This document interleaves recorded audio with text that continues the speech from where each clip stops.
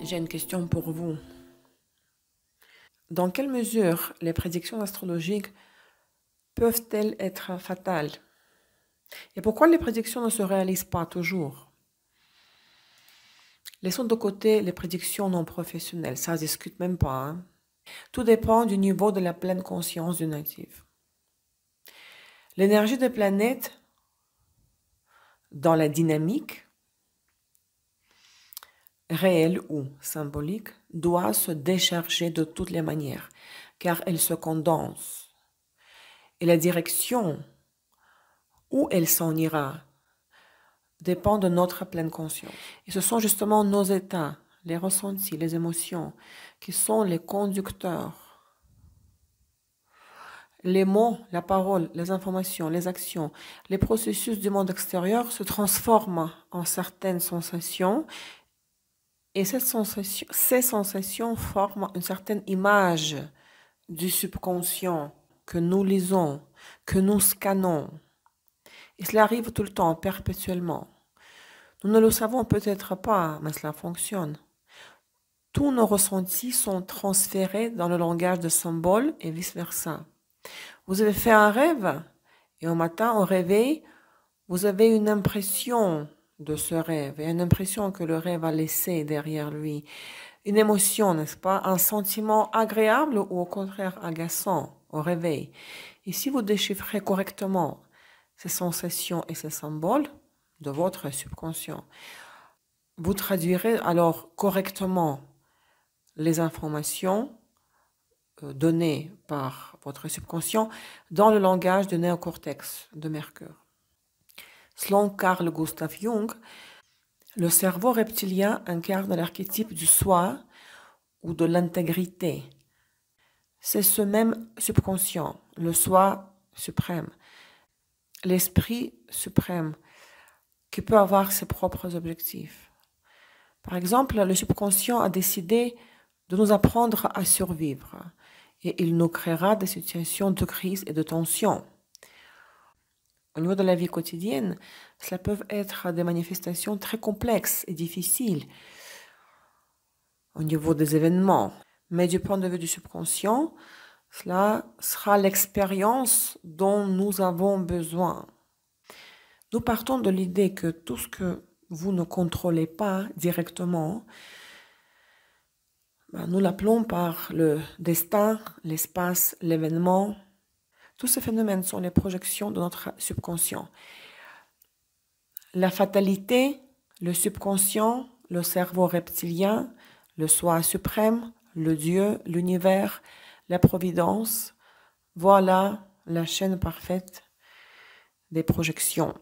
Le thème prédictif ne peut jamais contredire le thème de naissance. Par exemple, si vous avez dans le thème natal le carré Vénus-Neptune, et dans les prédictions, en ce moment, vous vivez le transit de l'opposition Neptune-Vénus, et nous nous souvenons que le carré et l'opposition sont deux aspects totalement opposés selon leurs essences. Alors de toutes les façons, le carré sera prioritaire pour nous, le carré natal. Autrement dit, sur ce transit de l'opposition de Neptune à votre Vénus natale, le travail sur le carré ne marchera pas très bien car l'opposition annulera tous vos efforts. En respectant les règles très spécifiques de l'astrologie prédictive, vous verrez que les prédictions astrologiques se révéleront à un niveau différent. Peut-être que vous n'avez pas d'indication directe de l'événement de mariage en ce moment, mais vous pouvez de l'autre côté regarder pourquoi ce genre d'événement ne va pas se former là maintenant. Regardez quoi faire pour accélérer l'événement dans ce domaine ou comment rejouer cette tendance, l'absence de la configuration du mariage, différemment, de notre côté, différemment. Au lieu de chercher à se marier à tout prix, vous mettez l'accent sur la carrière et la réalisation sociale. Ce que je veux dire, c'est qu'aucun transit ne vous dira que vous ne devez rien faire du tout. Une tendance a besoin de l'ancrage, nous l'avons dit, elle a besoin de s'accrocher à quelque chose, à déverser son énergie. Une tendance a besoin de l'ancrage sous la forme de notre réaction à cela, entre autres. Comment allons-nous remplir cet événement? Exemple, je m'explique. Nous avons une crise au travail. La tendance du changement d'emploi a été posée. Comment allons-nous nous comporter? Allons-nous essayer de garder l'emploi à tout prix jusqu'à ce que la tendance le détruise de toutes les manières, ou allons-nous partir de ce travail de notre propre gré? Parce qu'après cela, nous obtiendrons un bien meilleur résultat, un autre emploi bien meilleur. Donc la tendance du changement de travail se manifestera avec ou sans notre participation consciente. L'ancrage peut avoir la forme d'un certain processus ou d'un événement, d'une action symbolique, mais l'énergie de la tendance sera toujours présente et elle se déversera toujours quelque part. Donc la façon dont le scénario événementiel se jouera dépend du niveau de la conscience du natif. Une tendance a besoin de l'ancrage et nous pouvons donc les ancrer, les tendances, c'est-à-dire les gérer, les contrôler. Et si nous jouons correctement la tendance, nous pouvons poser de nouvelles tendances et à corriger les tendances existantes. Nous pouvons avoir le contrôle total sur tout ce qui nous arrive. Cela peut être comparé au débit d'une rivière. Si vous nagez à contre-courant de la rivière, pendant un certain temps, cela peut se faire. Mais à un moment donné, vos forces vont affaiblir et le courant va vous emporter avec son débit. Cela s'applique surtout aux tendances des planètes supérieures. Elles créent des courants très turbulents, puissants. On peut essayer d'aller à leur rencontre. Mais la tendance continuera de nous orienter dans la direction qu'elle dicte, de toutes les manières. Quand une tendance se trouve dans la phase de l'apogée, quand l'impact de l'aspect de transit est à son maximum, alors il est clair que ce sera très difficile de renverser la tendance. Et si nous sommes au stade final de la tendance, à la fin, il sera presque impossible de l'inverser, car le flux de la nouvelle tendance est déjà formé. Au début de la tendance, et ce sont les points de correction les plus forts, nous pouvons définir de nouveaux paramètres et jouer la tendance dans le positif, dans le plus. Il existe encore un autre type de prévision pour les signes zodiaques ou des horoscopes, considérant les maisons symboliques. Par exemple, Saturne est entré en Vierge et ce signe correspond à la deuxième maison symbolique pour les lions solaires. Parce que le signe de la Vierge est le signe qui vient après le lion. Mais si votre soleil est en lion, mais votre maison 1, votre ascendant, vous l'avez dans votre thème de naissance en Scorpion, Saturne en Vierge ne sera pas dans votre maison 2. L'ingression de Saturne dans le signe de la Vierge ne correspondra pas à l'ingression de ce même Saturne dans votre maison 2. Donc c'est ce genre d'analyse qui ne reflète qu'une chose, le symbolisme pur. Quand vous êtes dans l'apprentissage des paramètres astrologiques et leur symbolisme, vous pouvez écouter ce genre d'analyse, d'horoscope, de prédiction. Mais ça n'a rien à voir avec votre vie. Il faut arriver au final au concept de la neutralité des tendances. Il n'y a pas de bonne ou de mauvaise tendance. C'est comme l'aiguille des heures dans une horloge. Qu'est-ce qui est mieux, 2 heures ou 6 heures? Chaque tendance a sa période et a sa propre tâche. Maintenant, le temps est propice au renforcement des liens du mariage. Et maintenant, à la promotion de l'entreprise. Et maintenant, au repos. Et maintenant, au lancement de la newsletter, l'infolettre. Uranus s'approche de la cuspide de la maison 10, un exemple. Et vous entendez des rumeurs qu'il y aurait une restructuration dans l'entreprise. Vous pourriez être renvoyé. Mais nous voyons qu'Uranus n'atteint pas la cuspide de la maison 10, du MC. Il lui manque quelques degrés. Et juste avant de former la conjonction avec la cuspide du MC, Uranus entame sa phase rétrograde, il recule dans la 9.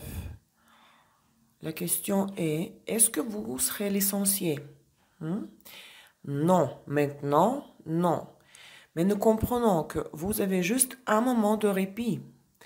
Lorsque Uranus reviendra à la marche directe et franchira la cuspide de la 10, alors là, en ce moment, un événement de licenciement sera déjà possible. Mais pas maintenant. La tendance a été posée, mais elle ne va pas évoluer pour atteindre la phase de l'apogée. Vous pouvez profiter donc du moment de la pause.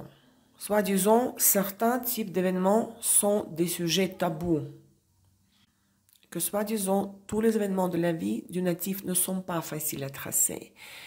Que tous les événements ne nous sont pas révélés par la providence, ou le cosmos, ou l'absolu. C'est une question philosophique. Comment déterminer quel événement est ouvert et lequel est fermé par l'univers? Tout est visible et traçable dans les prédictions. La mort du natif inclus, ainsi que la mort de ses proches. Dans les temps anciens, les prédictions commençaient par une analyse de l'espérance de vie, afin de savoir combien de temps la personne avait devant elle. Dans ce cours, nous aborderons le sujet de la mort, mais pas de la nôtre, car il est contraire à l'éthique de prédire sa propre mort. Les problèmes d'argent est une expression très abstraite. De quel genre de problème s'agit-il? Est-ce que vous avez plus de dépenses ou moins de revenus? Ce n'est pas la même chose, n'est-ce pas? Vous avez 1000 euros sur votre compte. Une planète maléfique afflige le maître de la 2. Rien n'arrivera à cet argent sur votre compte. Mais il y aura un problème avec l'arrivée, avec l'entrée du nouvel argent. Si une planète maléfique en transit passe par la 2, alors là, ce seront vos 1000 euros sur votre compte que vous avez, qui en souffriront. Surtout si vous avez une planète dans la 2. Et la planète en transit aspecte votre planète natale dans la 2. Si Vénus vit des transits dissonants, alors là, c'est vous qui pouvez gaspiller votre argent vous-même, faire un achat infructueux ou un mauvais investissement. Voilà, ce sont de telles subtiles distinctions dont il faut tenir compte. Chaque méthode a sa propre direction, sa propre fonction. Par conséquent, vous ne pouvez pas regarder uniquement les transits ou uniquement la révolution solaire ou uniquement les progressions secondaires.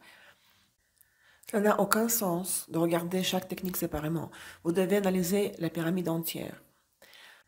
Donc, les directions primaires et les progressions secondaires, c'est l'aiguille des heures sur le cadran de la vie.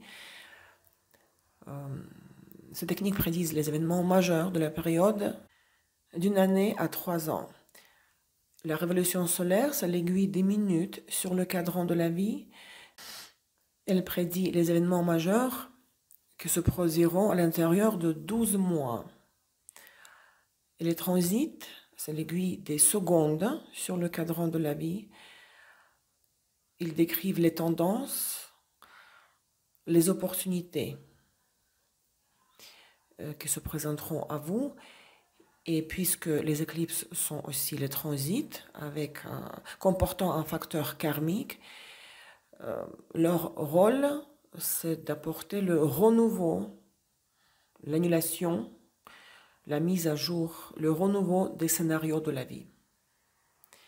Afin de pouvoir prédire un événement, nous avons besoin de le voir à tous les niveaux de la pyramide. Les aspects prédictifs, les aspects dans les techniques de prédiction entre les planètes sociales et supérieures ne sont pas considérés comme psychologiques. Un aspect entre Neptune en transit et Saturne natal, nous ne lui accordons aucune couleur psychologique.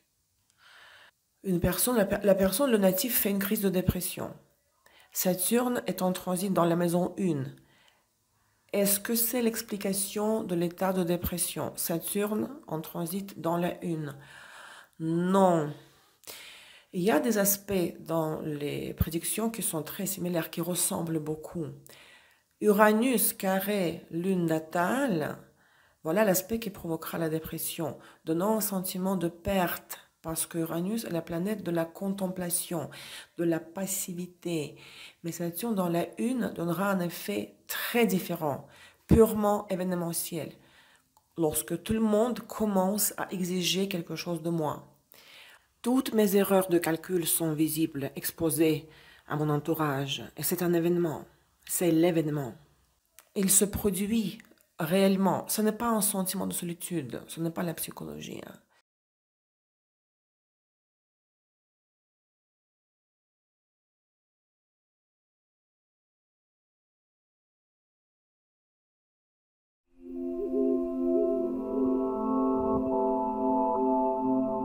Toute chose liée au métier de nature psychologique. J'en ai marre de ce travail, de ce métier. J'en ai marre de ce créneau. J'ai envie de m'ouvrir aux nouvelles connaissances, aux nouveaux horizons. J'ai envie d'apprendre un nouveau métier. Ces choses seront toujours activées par des transits associés à la Lune, car elle incarne ma place dans le monde et est le significateur de la profession. Quand on voit qu'une planète lente, surtout lente, Uranus, Neptune ou Pluton, est venue sur la Lune, a touché la Lune, en formant par exemple un carré, et que la personne dit « je veux changer de métier, je veux tout quitter ». Et nous nous rappelons que toutes les planètes supérieures, et surtout Uranus, sont des annulateurs, réinitialisateurs. Alors là, on va effectivement donner la recommandation au client, à la personne, de quitter le travail. La personne doit changer de direction. De son activité professionnelle doit changer le créneau. Si Jupiter est affligé dans le radix, alors tous ces transits seront de nature affligeante. Ça se dit, j'espère. Nous nous rappelons que les transits représentent une sorte de projection de notre thème natal, mais dans la chronologie dynamique. Si vous avez un mauvais acteur sur scène, alors naturellement, il jouera mal tous ses rôles. Par conséquent, si les planètes, quelles qu'elles soient, sont affligées dans le thème natal, alors elles vont apporter de la tension dans les transits, même si elles vont former des aspects de transit harmonieux.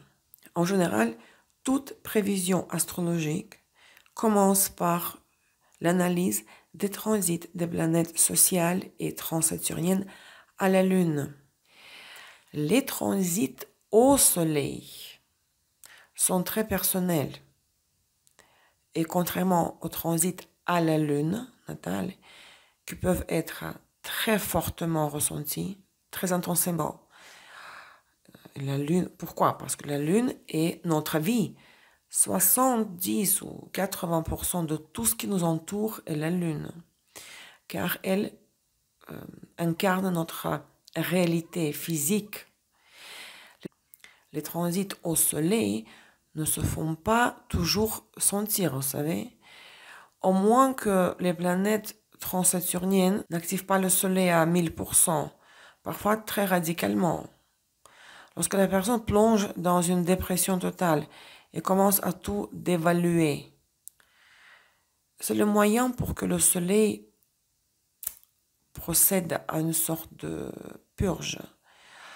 Lorsque le natif se rend compte brusquement, tout d'un coup, que sa vie est dépourvue de sens, il s'agit des sauts brusques et entendus choquants, contrairement au transit de la Lune, des insights, des réveils de la conscience. Qu'est-ce qui se passe lors du transit à la Lune? Je vis ma vie est vide, je le constate. Et j'essaie de trouver un sens à ce que je fais. Les transits au Soleil vous font éjecter de l'orbite quand en une seconde, vous prenez conscience que tout s'est déprécié, tout a perdu toute valeur, qu'il y a un vide autour de vous. Les transits au Soleil touchent mon estime de soi sain, mon ego sain, mes valeurs, mes objectifs. Étant donné que la plupart des gens sont prêts à sacrifier très facilement leurs objectifs et leurs valeurs, leur ego sain, au profit des choses sociales, parce que la majorité des gens sont les victimes des modèles sociaux, les transits au Soleil natal passent donc très souvent soit inaperçus, soit l'effet de ce transit est très négatif. En particulier, les transits des planètes transsaturniennes au Soleil. La deuxième fonction de la Vénus, c'est toutes sortes de relations de partenariat. Vénus en tant que telle n'est pas responsable de l'amour. L'amour intérieur, l'amour inconditionnel, c'est la manifestation de la fonction solaire. Soleil, le Soleil. Vénus couvre les fonctions des échanges. Quand nous maintenons les liens chaleureux avec, de préférence, chaleureux avec les amis, les parents, les proches, c'est mon attitude envers tout type d'alliance, d'union. Souvent, le thème du plaisir est attribué à Vénus. Il n'y a pas de plaisir chez Vénus. La seule planète qui est capable d'éprouver du plaisir, de la joie, de la surprise, l'étonnement de la vie par la vie, c'est le Soleil. Vénus possède la capacité de la satisfaction par le résultat. Uranus en carré, Uranus en transit, en carré à Vénus. Vous êtes amené à réinitialiser la majorité de vos relations, à les remettre en question. Vous devez vous éloigner des gens, mettre de la distance entre vous et les partenaires. Vous montrez froid et absent. Les finances sont également en carence d'Uranus supérieur. Lors de ce transit, vous devez donc planifier toutes vos dépenses. Jupiter personnifie le talent de se présenter dans la lumière avantageuse. C'est la planète de l'attitude prétentieuse dans le sens positif et péjoratif. D'être fanfaron. C'est la capacité d'évaluer quelque chose, mais pas la capacité solaire d'évaluer. Selon la dernière, je connais ma propre valeur. Ici, nous parlons de l'habilité de mettre en valeur socialement mes points forts. C'est la force de l'autorité. Jupiter en transit carré Vénus. En ce moment présent, dans les relations, je suis en carence cruciale de l'autorité, de la force de l'influence. Je dois absolument m'imposer, faire appel à mes qualités de leader. Au pôle inférieur, Jupiter commence à tout dévaluer, glisser vers un niveau inférieur. Jupiter carré Vénus nous donne de la patience, l'humilité, une sorte de humilité, mais c'est une patience en négative. La bonne patience est le thème de Vénus et de Mercure. Jupiter au pôle inférieur commence à endurer là où ce n'est pas du tout nécessaire. Donc Jupiter en transit carré Vénus. Nous devons maintenant atteindre un nouveau niveau financier, poser de nouvelles tendances financières.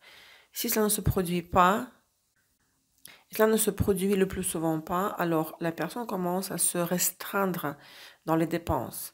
Essayons par exemple de réduire les coûts de la vie en se privant de tout. Se met dans la position de victime. Aux pôles inférieurs de Jupiter, la personne a peur de la croissance et elle essaie de tout garder tel quel. Je ne prends pas les risques, je ne prendrai pas de risques. Je ne veux pas faire face à mes propres lacunes. Et c'est pour cette raison précisément que très souvent, les transits de Jupiter ont le caractère négatif. car la personne n'ose pas aller plus loin, passer aux actions radicales. Elle commence à prendre la position d'une victime ou de quelqu'un qui endure tout sans se révolter. L'expansion, qui est le principe de Jupiter, est associée à l'acquisition d'une nouvelle expérience. Jupiter, c'est le courage. Je suis prêt à essayer de donner les consultations. Mais très souvent, Jupiter ne nous donne pas ce courage parce que nous ne le prenons pas, le courage de cette planète, car il relève du pouvoir et de la gouvernance. Et la question que nous nous posons, c'est est-ce que nous nous autorisons à nous une telle ou telle chose au niveau social? Nous avons peur du jugement social. Jupiter carré Lune, toujours dans les transits, fait surgir toutes les choses sociales. L'autocritique, je ne suis pas assez bon, je ne connais pas assez de choses, je me compare aux autres membres de la société. Au nom de quoi je veux initier quelque chose? C'est le thème du soleil. Tandis que Jupiter contient un sujet social. Je tiens à prouver ceci ou cela à la société. Jupiter nous fera faire passer le test de force. Il nous chassera de l'Olympe. Il ne nous permettra pas de gravir l'Olympe aussi facilement. Tout ce négatif que vous lisez au sujet de Saturne se réfère en fait à ses pôles inférieurs. Saturne était vénéré depuis l'Antiquité. De nombreuses fêtes lui ont été consacrées depuis toujours. La Sainte Trinité dans le christianisme est le symbole de Saturne, ainsi que la Sainte Trinité chez les hindous. Dans la tradition kabbalistique, Saturne est vénéré comme la mère de tout. En alchimie, Saturne est responsable du processus de la fermentation ou de la putréfaction. Il incarne la notion de la distribution équitable. On dit souvent que selon Saturne, vous devez vous restreindre, soi-disant, vous limiter totalement, vous priver de tout. Tous les clients ont peur de l'analyse des transits de Saturne dans les consultations. Saturne est la planète de la fertilité.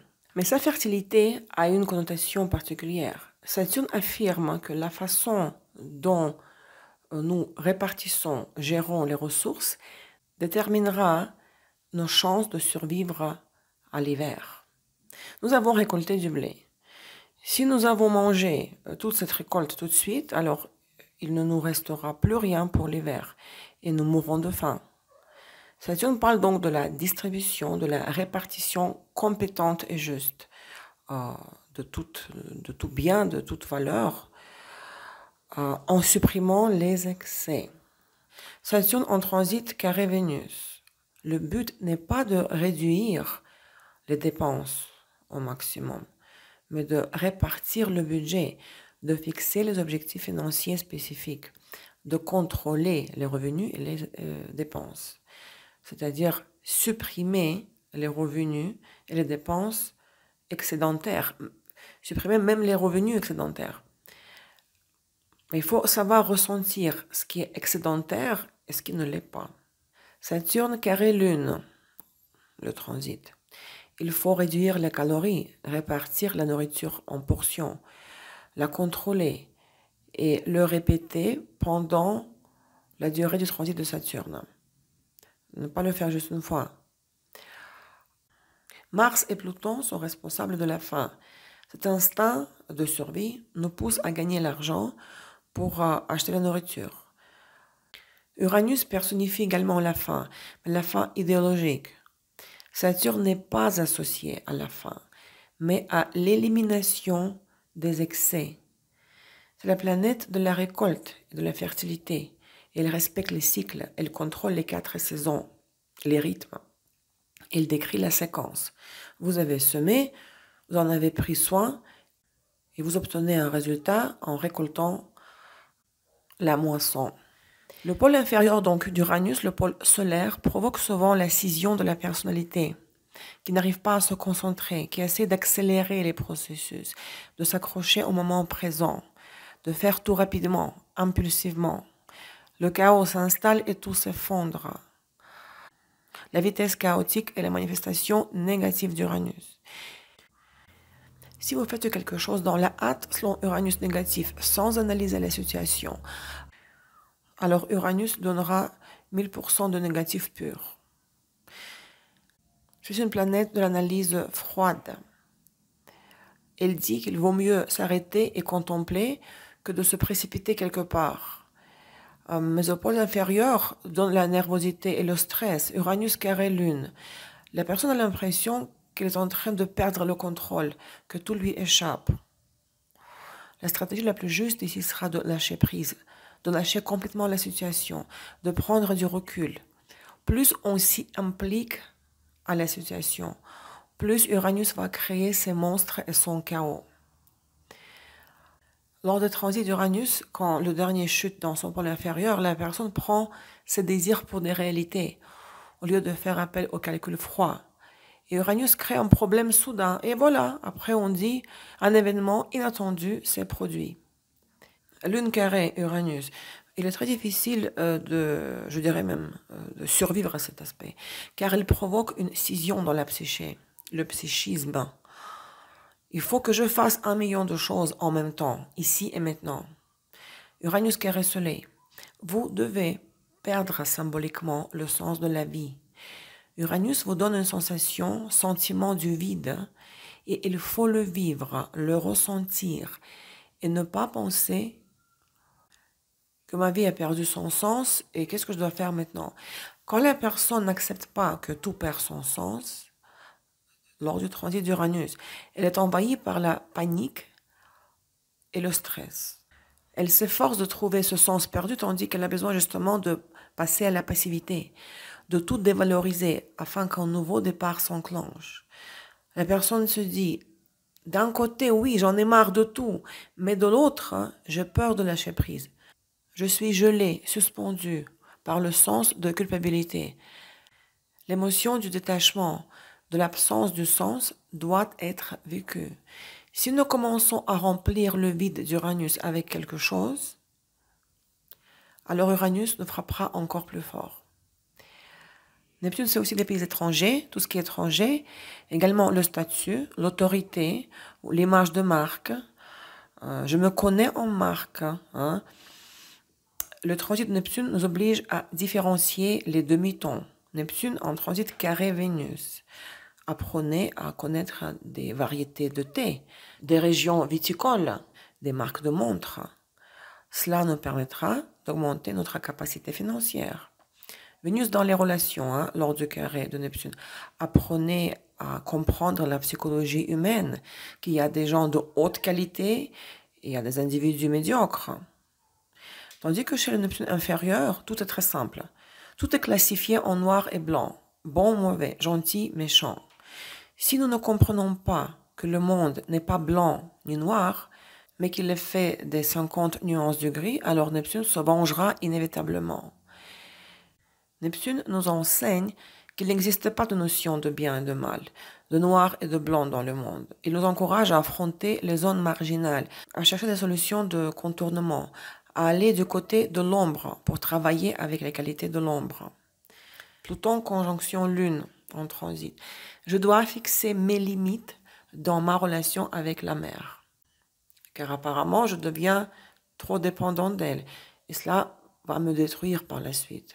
Donc il faut prendre une position ferme vis-à-vis des proches, de la mère, et s'éloigner temporairement de la famille. Si nous sommes adultes et que la famille nous aide, il y a des situations parfois dans la vie, nous vivons avec la mère ou avec les autres membres de la famille qui nous aident, alors il faut littéralement fuir la famille lors du transit de Pluton pour affronter la crise, justement. Lors de l'aspect Pluton-Lune, la personne n'évoluera jamais tant qu'il a ses béquilles et des voies de sortie qui la sécurisent. Et quand les béquilles se cassent, Pluton offre des opportunités de croissance impressionnantes. On vous enlève les béquilles. Le transit de Pluton vous enlève les béquilles. Alors, lors des transits de Pluton, nous devons plonger consciemment de notre propre gré dans la crise pour engager la croissance et le développement. parce qu'il y a des richesses énormes qui nous attendent. De l'autre côté, rappelez-vous que Hadès, en Grèce, est le dieu des ressources, des joyaux qui sont logés sous la terre. Les transits de Pluton sont très longs, vous le savez, surtout si vos planètes personnelles reçoivent les transits de Pluton quand il est dans la phase rétrograde, dans la boucle rétrograde. Il repasse la planète comme un fer à repasser. Mais Pluton interdit de toutes les manières d'agir doucement. Il interdit l'inertie, de faire des compromis. Dans les transits, il active le thème suivant. Soit c'est moi qui écrase les autres, la situation, soit je suis écrasé par les autres. Il n'y a pas de place aux règles morales telles que je dois être bon, je dois être gentil. Ça ne marche pas avec Pluton et avec ses transits.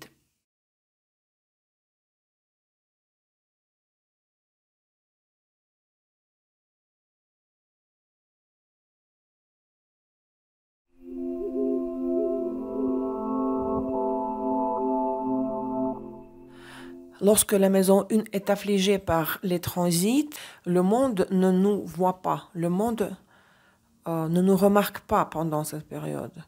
Et toutes nos initiatives et actions vont soit caler, s'arrêter, soit donner des résultats négatifs, pas constructifs. Donc, comment nous nous montrons, nous nous présentons, non psychologiquement, ce ne sont pas nos besoins profonds psychologiques. Il n'y a pas de psychologie ici, chez la maison 1, chez l'ascendant. Pareil comme dans toutes les autres maisons. Il s'agit des processus. Chez la 2, chez la 7, pareil, chez la 1. Des situations, des actions. Que dois-je faire pour que le monde me remarque? Que dois-je écrire sur ma carte de visite? Comment m'afficher, me distinguer dans les situations de mon action individuelle?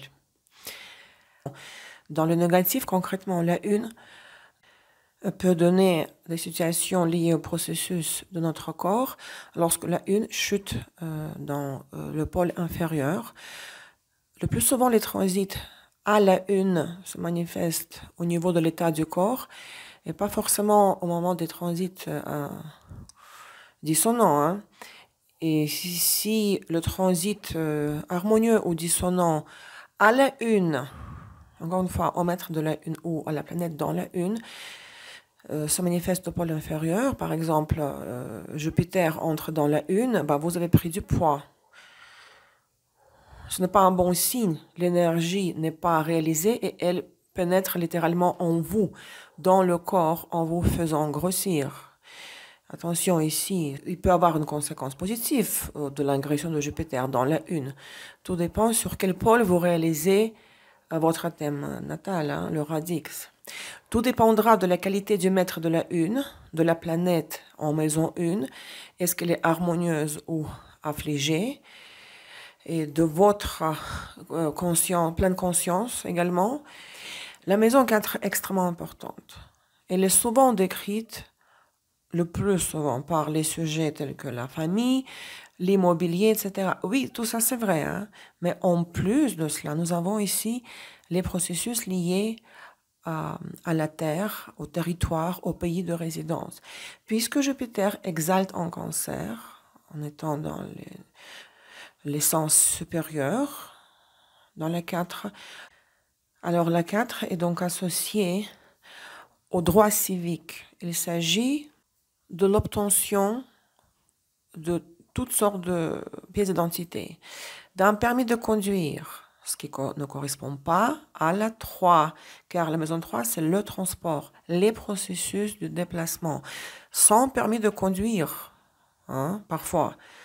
La 3, ce sont les processus de déplacement qui ne nécessitent pas forcément un permis de conduire. Donc, la 4, c'est l'obtention et l'extension d'un visa, prolongation d'un visa. La 4, c'est le lieu de séjour, l'espace autour de moi. Sortez de chez vous et regardez autour. Tout ce qui s'étend jusqu'à l'horizon, dans votre champ de vue, de vision, relève de la maison 4. La 4 n'est pas toujours votre patrie. Hein? Vous êtes allé dans un autre pays pour 2 semaines et cet autre pays sera votre maison 4 pendant ces 2 semaines. Pourquoi le 4 décrit l'obtention d'un visa? Pourquoi demandons-nous un visa à une ambassade ou à un consulat? C'est un papier qui nous donne le droit de séjour dans un tel ou tel pays, n'est-ce pas? La 3 décrit le processus de la collecte des documents. Vous avez rassemblé tous les documents et on vous a refusé le visa. On vous a refusé en maison 4 ou vice-versa. Les documents ne sont pas dans la bonne et due forme, mais l'ambassade vous a donné le visa. Donc, il faut savoir reconnaître où nous avons la 3, où nous avons la 4. Le passeport, le certificat de naissance, la licence d'alcool pour les restaurants, une pièce d'identité quelconque, hein, la pièce d'identité du retraité, le permis de séjour, permis de travail, la citoyenneté, le changement de nom dans les documents officiels, les processus de ma participation personnelle sur l'axe 5-11 dans les prédictions. C'est très intéressant aussi de le regarder. La 11 décrit les situations de mon retrait, de la prise du recul et de la distance. Nous avons dans le transit l'opposition de la 5 à la 11. Un projet d'affaires avec des partenaires prend de l'ampleur et la personne s'en retire lors de ce transit. Et elle s'éloigne du groupe. L'opposition détruit le projet. La 11 détruit la 5. Parce que la personne a pris de la distance par rapport au projet. Tandis que elle doit s'engager davantage dans le projet. La 5 doit s'imposer à la 11. Au contraire, nous avons l'opposition de la 11 à la 5 et le natif doit justement prendre du recul, de la distance par rapport au projet. Tout le monde a peur de cette maison. On nous fait peur avec cette maison, donc, car elle incarne des crises, les tensions, les menaces, les situations de la dépendance qui nous pressent comme un citron. Donc l'accent est mis sur les situations où tout s'effondre. Tout ce qui est familier échappe au contrôle, quand il faut agir en urgence et sous des délais serrés. C'est le processus du filtrage ou de la séparation en alchimie. La maison 8, le Scorpion et Pluton. L'accent donc est mis sur la compression, comme si vous aviez une orange qui est pressée pour en obtenir le jus, comme si vous essoriez les vêtements après la lessive, en faisant sortir l'eau, l'excédent d'eau, n'est-ce pas? Les processus s'accélèrent. En russe, on dit ouvrir le second souffle, faire appel au second souffle, mettre de la pression sur les gens, sur les situations. La 8 incarne le parasitisme dans le bon sens du terme. Il faut déléguer symboliquement quelque chose, ce que vous faites, à l'espace, le déléguer à l'espace, déléguer votre travail aux autres, agir par l'intermédiaire des autres personnes, leur confier des tâches, ne pas investir votre propre énergie, sinon l'espace vous videra de toutes vos ressources. Et il ne faut pas avoir peur, s'il vous plaît, des transits dans la 8. Ils sont décrits le plus souvent comme l'Armageddon. On nous fait peur avec des accidents, la mort. Il faut regarder les formules des événements. C'est une histoire très complexe, les accidents et la mort. Une seule planète en transit par la 8 ne causera pas la fin du monde. Et ce n'est pas une maison de billets de faveur. Elle ne fonctionne pas du tout aussi simplement, sans conditions particulières à respecter. La maison est très importante. Et on y fait appel lorsque nous avons besoin de sortir du marais, de la stagnation. C'est une maison très froide, celle du système et du pouvoir. Elle symbolise l'interaction avec le patron, le fonctionnaire, les situations de responsabilité. La maison est associée au statut de travail, c'est ma valeur pour le système. Si la 4 est le niveau et le statut de ma vie, je suis étudiant, retraité, handicapé, tant que statut, comme statut. Alors la 10 décrit votre responsabilité et les obligations envers les autres ou les obligations des autres envers vous. Mais la responsabilité très utile, constructive. Nous y parlons des situations de mon influence. Il est logique que plus je grandis en statut, plus j'ai de responsabilités. Si vous ne travaillez pas, ça peut arriver que les gens ne travaillent pas pour quelqu'un. Alors la 10 va toujours exister pour vous, hein, dans votre thème. Correspondra dans ce cas à des situations de responsabilité. La 6 sous-entend la routine quotidienne, les soins, le service, prendre soin d'une fleur, d'un chat, d'un parent malade, tandis que la 10 représente les tâches de haute responsabilité qui existent même chez une femme au foyer, car elle est responsable du fonctionnement de l'unité sociale, du clan familial, de la maison, du foyer. Donc c'est la haute responsabilité d'être une femme au foyer, hein. La 12 contrôle toute notre réalité. C'est le panneau de contrôle de l'ordinateur de notre vie. On peut l'appeler le système d'exploitation. La 4 correspond à ce qui remplit le système, toutes sortes de programmes sur l'ordinateur. La 12, c'est le système d'exploitation en tant que tel. La 12 est liée au sujet de savoir comment sortir d'une impasse, comment créer le bouton de pilote automatique lorsque la réalité commence à travailler pour nous. La maison 12 est la maison de la purification, de la purge, mais pas de la purification dans le sens de la vie quotidienne, mais quand nous voulons trouver notre chemin, notre vrai chemin, et dans ce cas, nous nous tournons vers Dieu, vers la religion, vers le moi suprême, vers un astrologue, un médium. La 12 et la purge, c'est aussi la confession, hein, lorsque nous ouvrons notre âme et sommes sincères, dénudés. L'axe 6-12 est associé à un concept très simple. La 6 sont mes problèmes. La 12 sont les problèmes des autres, dans lesquels je ne peux pas intervenir, dans lesquels je ne dois pas m'impliquer. La maison 12 incarne l'archétype Neptune quand il faut tout laisser suivre son cours. Il faut demander de l'aide pour soi et ne pas mettre le nez dans les problèmes des autres. Je suis entré dans les problèmes de quelqu'un d'autre, j'ai aidé par gentillesse et par la générosité de mon âme. Et puis la 12 nous fait vivre un enfer, hein. Par exemple, dans les transits, vous vivez l'opposition de la 6 à la 12. Pendant cette période, il ne faut prendre sur soi aucun problème de qui que ce soit. Même si on vous demande de garder l'enfant de la copine, il ne faut pas le faire. Cela entraînera des problèmes après, par la suite.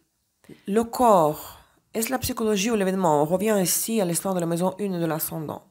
Le corps, c'est l'événement. Ça me gratte sur le côté gauche, j'ai mal au genou, j'ai chaud, j'ai froid, je n'arrive pas à digérer les aliments. C'est l'événement, hein? C'est mon corps. Chaque maison gouverne d'ailleurs une certaine partie du corps. La psychologie parle des états psychologiques internes, de ce qui se passe à l'intérieur, de ce que nous ne pouvons pas toucher avec nos mains. Dans l'astrologie ancienne, les signes du zodiaque étaient appelés les maisons célestes. Et les maisons événementielles que nous utilisons aujourd'hui étaient appelées les maisons terrestres. Les maisons désignent toujours quelque chose qui se manifeste, que vous pouvez toucher et sentir au niveau des événements. Exemple, le soleil est la personne du père, la personne des hommes dans la vie en général, dans le thème féminin. Le mari, le père, c'est le soleil, n'est-ce pas?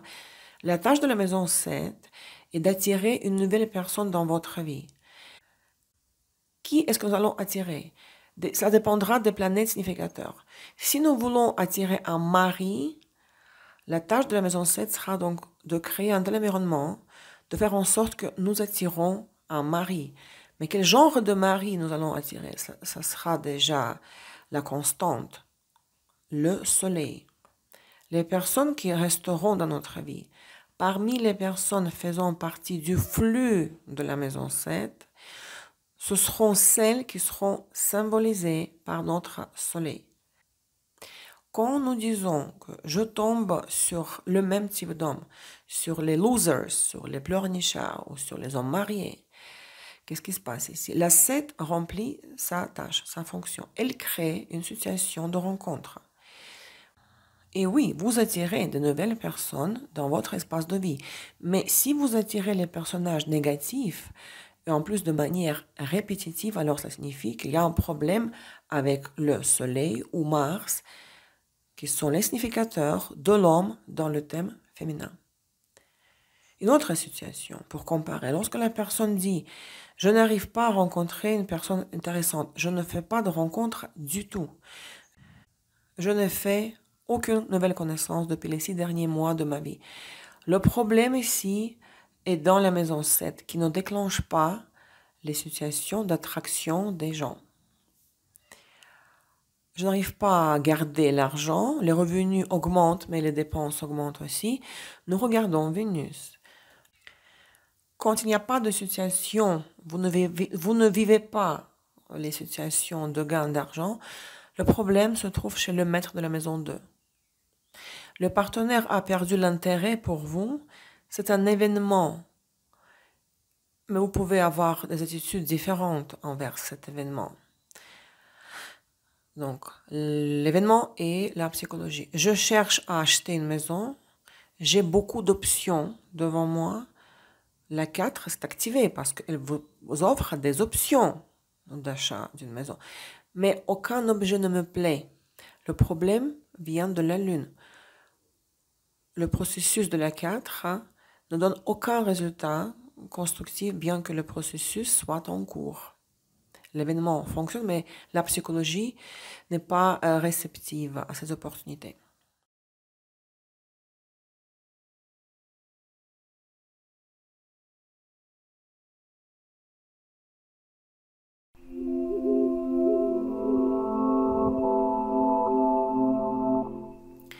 Le mythe principal est qu'il existe de mauvais et de bons aspects. L'opposition et le carré sont classés dans les mauvais aspects, dissonants ou tendus, et le trigone et le sextile sont les aspects harmonieux, donc gentils. La conjonction est considérée comme un aspect neutre. Un point important, l'harmonie, les aspects harmonieux, n'est pas égale les événements positifs. La tension, la flexion n'est pas égale des mauvaises choses qui pourraient nous arriver. L'harmonie démontre les aspects comme un flux. Il change, au pluriel, la situation en douceur. Cela s'applique au transit, aux directions primaires, aux progressions secondaires, à toutes les méthodes.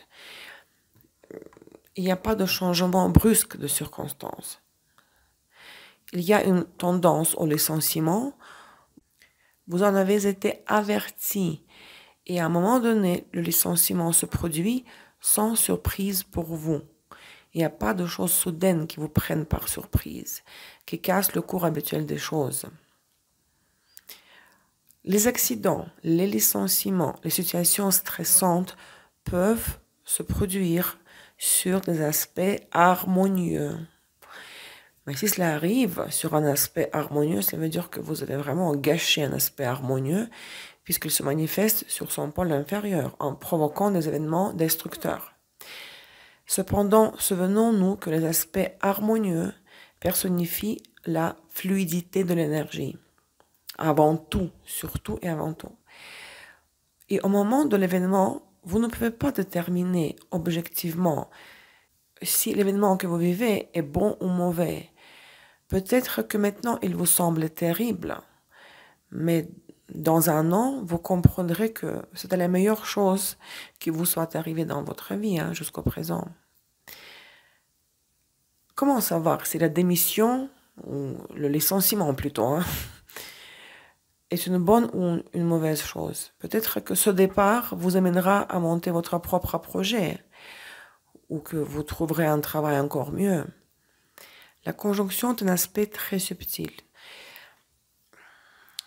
Mais bon, tout est simple ici. Moi, je le dis souvent, tout est simple. Aussitôt que la conjonction cause un négatif quelconque, la tension, le sabotage, cela signifie que maintenant la planète en transit doit être désactivée. Par exemple, Pluton en transit conjoint Vénus. Et ça dure pendant longtemps, parce que Pluton est très lent, donc il reste sur la Vénus pendant très longtemps. Dans les sphères de l'argent, Je dois percer, prendre des risques, apprendre à investir, mener une politique financière risquée, mais aussitôt que cette stratégie de comportement cause des problèmes avec les partenaires et avec les finances, aussitôt que je vois que cette stratégie ne donne pas de résultat, c'est le sabotage pur, je dois désactiver Pluton temporairement. Je dois désactiver cette stratégie du Pluton supérieur temporairement. Donc, de la planète transformatrice. De Pluton dans notre exemple. Deux énergies se rencontrent. L'une vient sur l'autre. Lorsque la planète en transit vient sur la planète natale, cela sous-entend l'arrivée d'une nouvelle énergie et que la personne doit apprendre à interagir avec elle. Lors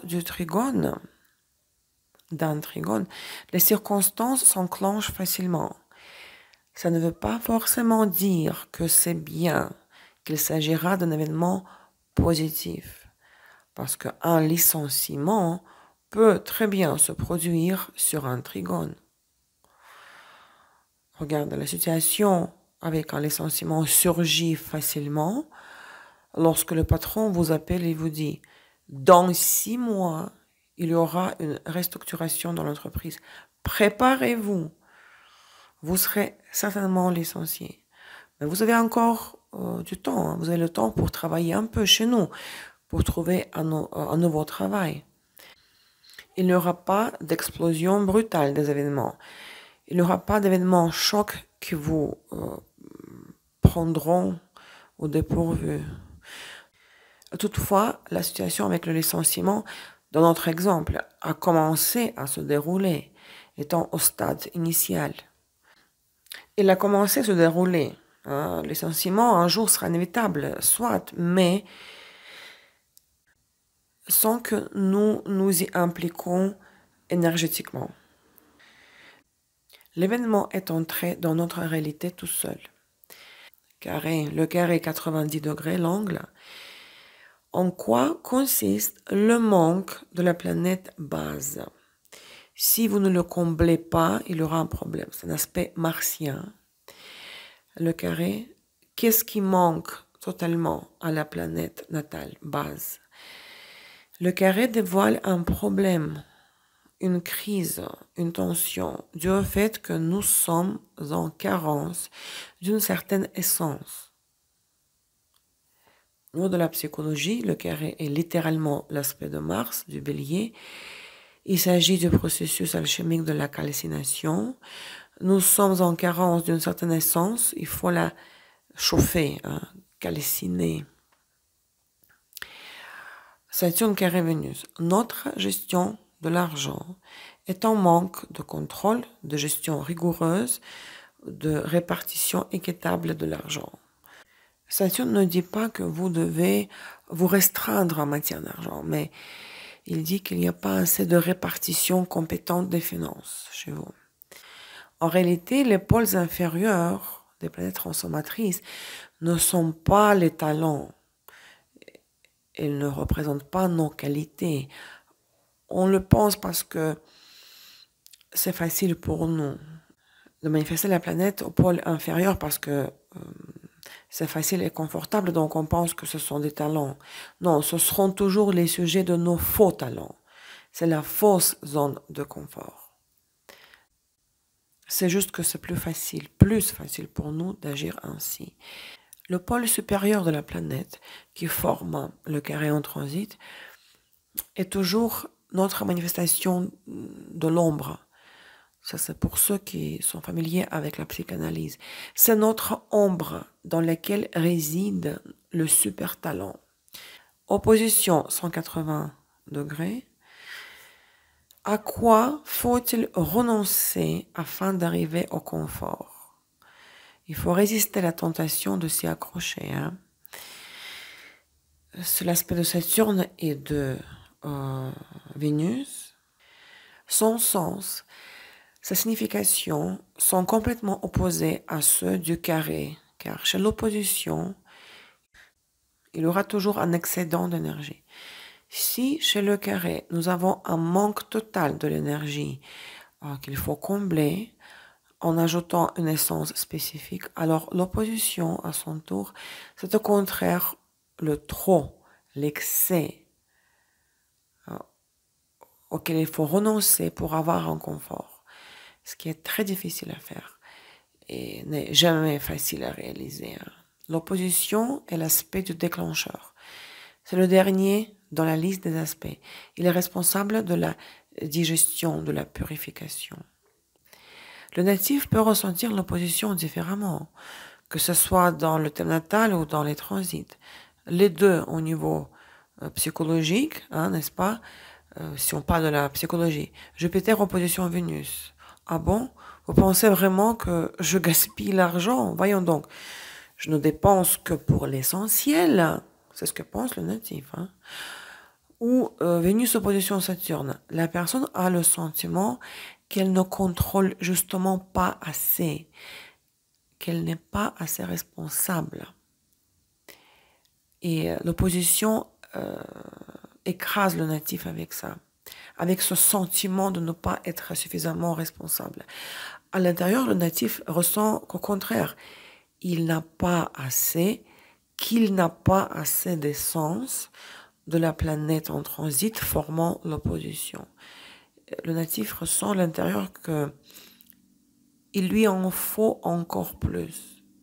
Saturne en opposition au soleil. La personne a l'impression qu'elle ne contrôle pas assez tout dans le projet, qu'elle n'est pas assez responsable, qu'elle doit tout faire de manière encore plus systématique.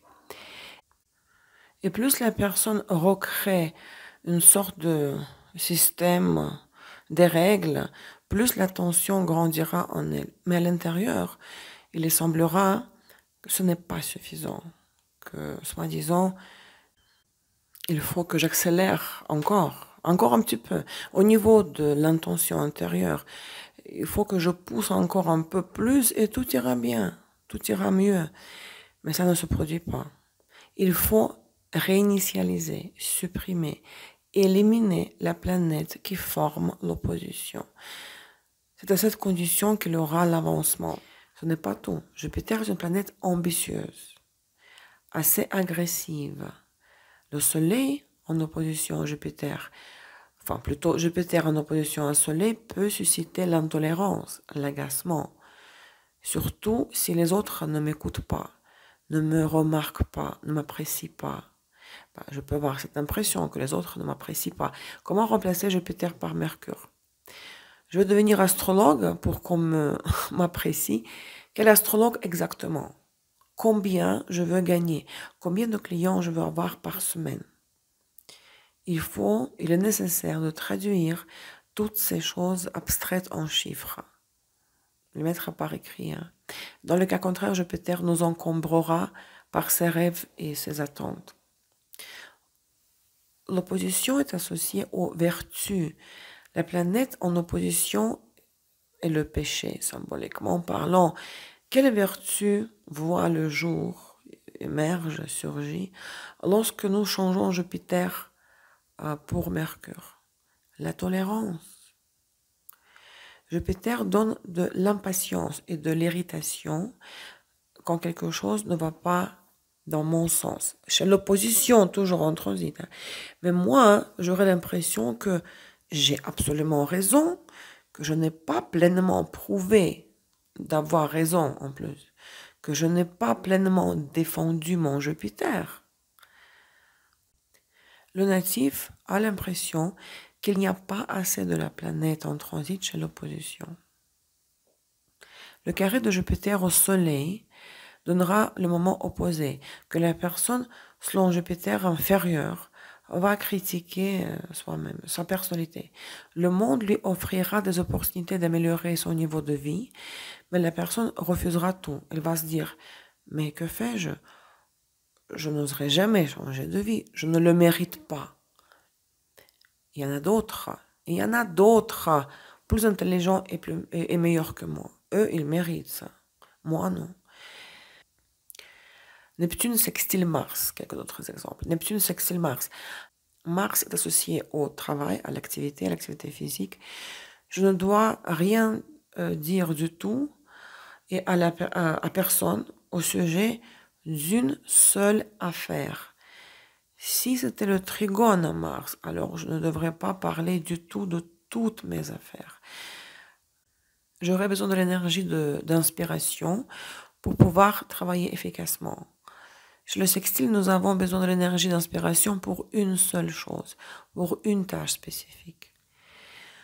L'événement, la planète en transit, crée un problème dans la maison de son passage qui doit être transformé. Dans le cas contraire, la maison recevant le transit subira des dommages. Donc le carré crée un problème dans la maison natale où se trouve actuellement la planète en transit. Cette maison natale doit être cassée, changée de fond en comble, transformée entièrement, totalement.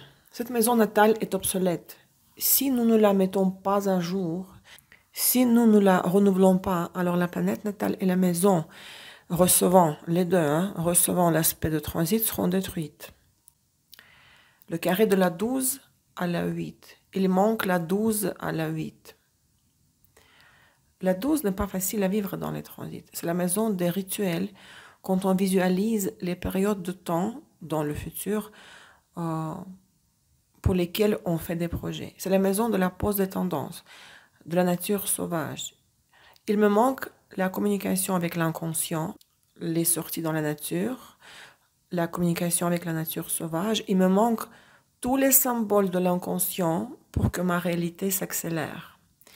Si le transit est long dans le temps, je dois demander de l'aide de quelqu'un ou faire les choses avec les mains des autres. Si je ne demande pas de l'aide, si je n'entre pas dans l'archétype d'une personne sans défense, alors la crise chez la 8, à cause de la 12, va empirer. La couche événementielle travaille d'une façon très intéressante. La planète en transit provoque à l'activation la maison natale en créant une nécessité en elle. Il faut renoncer à la maison natale en faveur de la maison recevant le transit. L'opposition nous provoque toujours à l'activation de la maison natale. Elle crée un contrepoids entre les maisons sur l'axe. Elle commence à créer un besoin en la maison natale et nous constatons un réel besoin en elle maintenant, au moment du transit. L'opposition de transit de la 8 forme l'aspect à la 2, l'opposition. C'est en ce moment précis que le sujet de la maison 2 devient d'actualité, pertinent. Qu'est-ce qu'il faut faire? Il faut renoncer à la maison natale au profit de celle de transit, ne pas y toucher du tout. Toute action dans cette maison échouera. Lors de l'opposition, tout commence toujours sans signe de tempête. Contrairement au carré, qui est un aspect simple. Carré est évident comme un tabouret. Un problème surgit, il faut le résoudre. Mais la personne ne veut pas le résoudre. Elle n'a pas le temps, pas les ressources pour cela. Elle ne veut pas s'occuper de ce problème. Et par conséquent, le carré nous sabote au final. Mais le carré nous montre clairement, tu veux cela? Vas-y, perce. Sors de ta zone de confort. L'opposition, au contraire, nous pousse à agir, nous provoque à l'action, nous fait avaler de fausses options, de fausses opportunités, parfois en abondance. Il n'y a eu personne dans ma vie pendant des années, et puis d'un coup, j'ai une liste de candidats aux partenaires, où je vis tout d'un coup des situations de conflit. J'accepte des compromis, des concessions, et tout cela n'est qu'un piège. Lors du trigone et du sextile, les situations se produisent facilement et déclenchent les événements tout naturellement. On peut en profiter, saisir ces opportunités. Elles se présentent souvent à nous d'elles-mêmes. Il faut rien faire en fait. Bon, elles n'entrent pas par la fenêtre, on ne va pas jusque-là. Mais tout de même, si vous avez le trigone ou le sextile de la 9, alors vous avez l'opportunité de suivre par exemple un nouveau cours unique sur le marché. Le formateur vient dans votre ville, l'occasion s'est présentée. Vous avez d'un coup accès à une nouvelle source d'information. Une amie vous propose d'assister à une formation unique dans son genre, hein, et une promotion pour cette formation, donc vous saisissez cette opportunité. L'opportunité, l'événement arrive de l'extérieur, par les mains des autres. Prenez les situations avec le licenciement, événement, bon, soit disons négatif, hein, à la première vue. Le trigone au maître de la 10, d'une planète affligée. Un ami ou un collègue vous a dit que les licenciements dans la boîte se pointent à l'horizon. Puis cette information a été confirmée plus tard.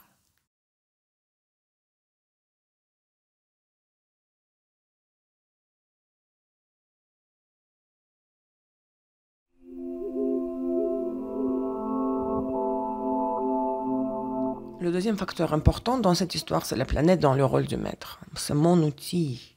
Comment dois-je agir? De quelle qualité, de quelles caractéristiques, essence ai-je besoin pour agir? Et si je commence à ressembler, à manifester les archétypes de la planète maître, alors cela réveillera la maison, hein, sans aucun doute. Tout est simple avec le soleil. J'allume le soleil, j'applique ces principes, mais comment je les applique? Je suis créatif, je fais quelque chose de non standard, inhabituel, des présentations, j'agis par le biais de la personne du soleil, donc la personne du mari. J'ai un mari ou j'ai un candidat au mari, on me donne la maison 4, si le soleil gouverne la 4. La planète dans le rôle du maître représente une sorte de vibration, une certaine vibration. Et donc, bien sûr, le maître de la 7, par exemple, dira que dois-je faire pour avoir une nouvelle relation de partenariat. Les personnes des planètes, c'est un sujet très intéressant, hein. Si Jupiter gouverne la 5, vous avez besoin de rencontrer une personne jupitérienne. Comment est le personnage typique jupitérien? Il s'agit du rôle, et pas seulement ou pas spécifiquement du personnage. Qui sont les personnes de Jupiter? Les enseignants, les mentors, les personnes respectées dans la société, l'élite, les invités, les personnes ayant un statut supérieur au vôtre, qui sont un phare pour vous, une autorité, les personnes bien instruites et éduquées. Les invités correspondront à la maison gouvernée par le Sagittaire, correspondront au Jupiter du Sagittaire. Les étrangers, à leur tour, correspondront à la maison gouvernée par Neptune, ici par Jupiter des Poissons. Saturne est le maître de la 10. Je fais un entretien avec un fonctionnaire ou avec le patron, et ensuite je lance une campagne publicitaire. La maison 10 sera très bien chargée énergétiquement. Qui seront les personnes du signe du Verseau?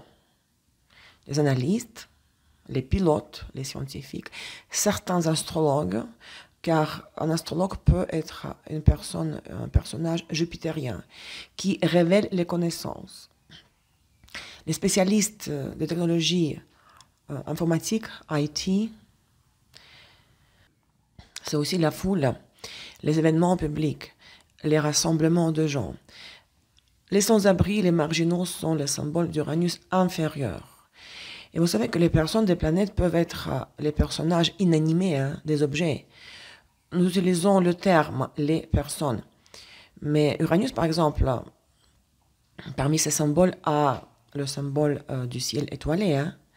Le ciel étoilé, c'est la personne d'Uranus, même si c'est un objet, c'est un phénomène. Mais attention, il ne suffit pas simplement de regarder le ciel. Il faut capter ce ressenti, ce sentiment que le ciel étoilé vous procure. Nous ne considérons pas les maîtres en transit. Le maître en tant que tel est un point stationnaire. Il ne peut pas être dynamique. Et il existe également un énorme risque de confusion si nous prenons en compte les transits du maître, puisque la majorité des planètes gouvernent 2 ou même 3 maisons. En conséquence, nous arriverions à un effondrement de tout le système. Le sujet du maître est le sujet très symbolique. Le maître est un symbole théorique. La planète en maison est un symbole direct. Le maître de la 10, en tant que tel, ne peut pas se déplacer, bouger, transiter. Par exemple, Uranus gouverne la 6 et la 7 et se trouve dans la 4. Est-ce que vous imaginez la gamme des significations de l'impact de son transit de Uranus si nous le considérons en transit tant que maître de la 6 et de la 7? Le facteur archi important est la maison natale dans le radix où se trouve la planète en transit. Saturne est dans la 7 natale. Tous ces transits seront liés à la 7. Tous ces transits auront l'origine dans la 7. Si Jupiter en transit est affligé dans le radix, alors dans son transit, il amènera tous ses problèmes avec lui. Le transit n'est qu'une des facettes du thème natal du radix. C'est la vision de la même chose, mais sous un angle différent. Le thème natal, le radix, est comparable à la notation du film, au film. Il est écrit, par exemple, que dans notre film, il y a un méchant, un Jupiter affligé. Et il est clair que lorsque le radix montre son autre facette, une facette différente, lorsqu'il commence à bouger, les prédictions, quand on regarde le film, alors ce Jupiter qui, dans le radix, joue le rôle d'un méchant, le sera également dans les transits. Il jouera le rôle du méchant dans les directions primaires, dans les progressions secondaires, dans toutes les techniques prédictives. Il est important de noter que lorsque les planètes sociales ou lentes transitent par une maison natale, il faut considérer avant tout les aspects qu'ils forment aux planètes natales et leur phase stationnaire. Le passage de la phase directe à la rétro et ensuite de la phase rétro à la directe. Si la planète transite tout simplement par la maison sans rien aspecter, il n'y aura pas d'événementialité ici. Cela provoquera une sorte d'arrière-plan. Cela créera une sorte d'arrière-plan énergétique événementiel. Par exemple, Saturne transite par la 2, ne forme aucun aspect étroit avec un petit orbe. Petit, ça veut dire jusqu'à l'orbe de 2 degrés. Ne commence pas de phase rétrograde.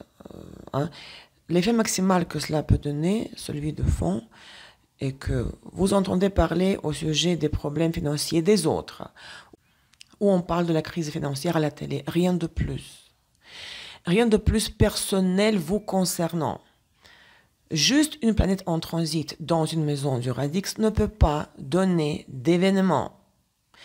Un événement correspond toujours au point de culmination, d'apogée. Et c'est toujours un aspect ou les phases stationnaires. La Lune personnifie tout ce qui concerne l'orientation professionnelle, nous le savons très bien, ma vision du monde, et toute planète qui formera un aspect à la Lune influencera les sujets lunaires. Nous ne dépasserons jamais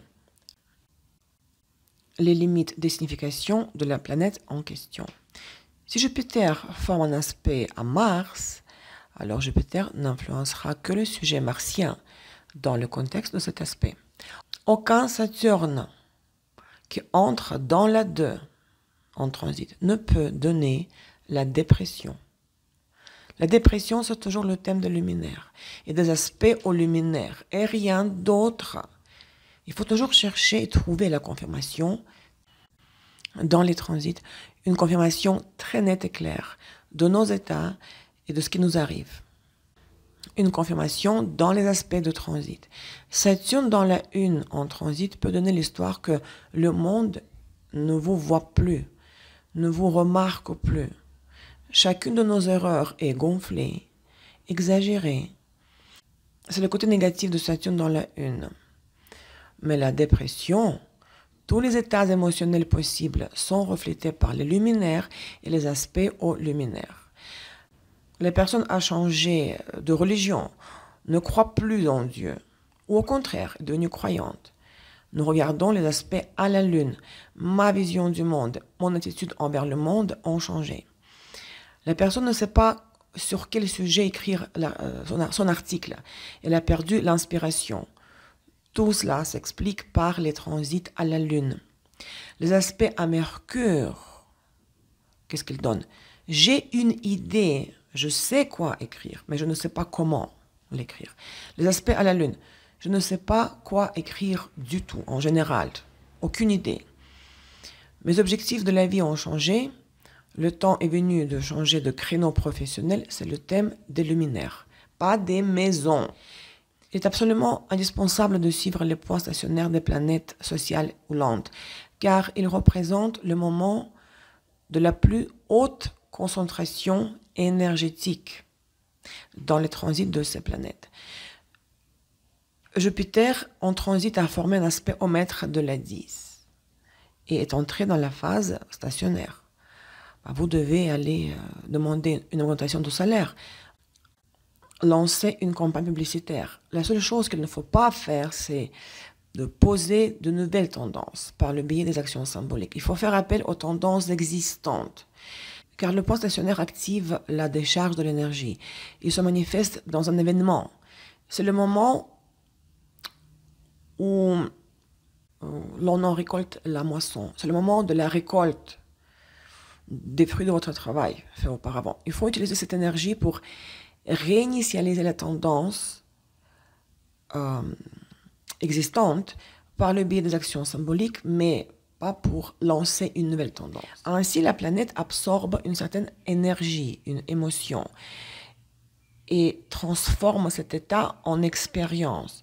Par exemple, vous avez peur de faire la première consultation en astrologie, vous avez peur et vous la repoussez, cette première consultation. Mais quand vous dépassez la peur, quand vous aurez dépassé la peur et vous aurez fait la première consultation, vous voyez que finalement, ce n'est pas aussi effrayant. Hein?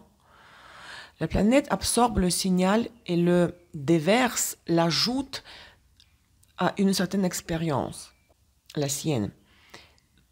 Toutes nos expériences, les attitudes et les modèles qui façonnent notre vie, et n'oublions pas que la Lune est notre vision du monde. Hein. La Lune correspond au système limbique, qui est le pont entre le subconscient et le conscient. La majorité de nos attitudes, de toutes nos attitudes, des schémas, ne sont pas les nôtres, ne nous appartiennent pas. Seulement 5% de nos croyances et convictions nous appartiennent. L'argent est le mal, il incarne le mal, il n'apporte que des ennuis. Ce n'est pas votre conviction, l'enfant ne le sait pas, il ne peut pas le savoir, si c'est vrai ou faux. Où l'avez-vous entendu? D'où avez-vous ce modèle? Votre planète l'a mangé, cette conviction de quelqu'un d'autre. Et le plus souvent, la planète n'a pas pu le digérer. La conviction, l'opinion de quelqu'un d'autre entendue ailleurs, chez quelqu'un. La planète n'a pas pu en extraire quelque chose de constructif. Et si le modèle d'après lequel l'argent est le mal s'est ancré solidement dans votre mental, dans votre subconscient, alors toute tentative d'atteindre une nouvelle barre financière entraînera l'effondrement de la santé de la personne. De nombreux schémas comportementaux pénètrent dans le système limbique et ils sont même oubliés. Mais ça ne veut pas dire qu'ils ne fonctionnent pas. Cela ne leur empêche pas de fonctionner, même si vous pensez que ces schémas n'ont pas de place dans votre système limbique. Lorsque vous commencez à les creuser, ces schémas, vous comprendrez que 90% de votre vie n'est pas votre vie. Ce sont les phrases des autres, les pensées des autres. Ce ne sont pas vos opinions, mais les opinions que vous avez adoptées de quelqu'un dans le passé. La planète vit des expériences dans le domaine de sa signification en permanence. Si une personne à vos côtés dit des bêtises, délire, et que vous faites semblant que vous ne l'écoutez pas, ça ne fonctionne pas comme ça. Votre psychisme absorbe tout. Et il faut avoir un très bon Mercure pour pouvoir filtrer les informations entrantes. Chez la plupart des gens, Mercure est atrophié. Par conséquent, il n'est pas en mesure de filtrer ces moments. C'est la fonction du néocortex. Qu'est-ce que cela veut dire? Mercure est responsable de la critique saine. Nous en avons besoin. Elle nous permet de filtrer les informations inutiles, futiles, nuisibles. Mais puisque dans la plupart des cas, dans la majorité des thèmes des gens, Mercure est affaibli, nous absorbons tout sans analyser ce que nous faisons et ce qui devrait être fait. Tant que vous ne les aurez pas enlevés, ces expériences passées négatives, ces lunettes cassées, peu importe ce que vous essayez de faire avec le monde, vous le verrez toujours fissuré. Les planètes personnelles perçoivent les différences faire de la vie dépendamment de l'expérience passée. Et tant que nous n'aurons pas épuré les planètes, tant que nous n'aurons pas fait quelque chose avec cette expérience négative passée, tant qu'on n'aura pas trouvé les maillons constructifs dans cette histoire, nous ne pourrons pas avancer.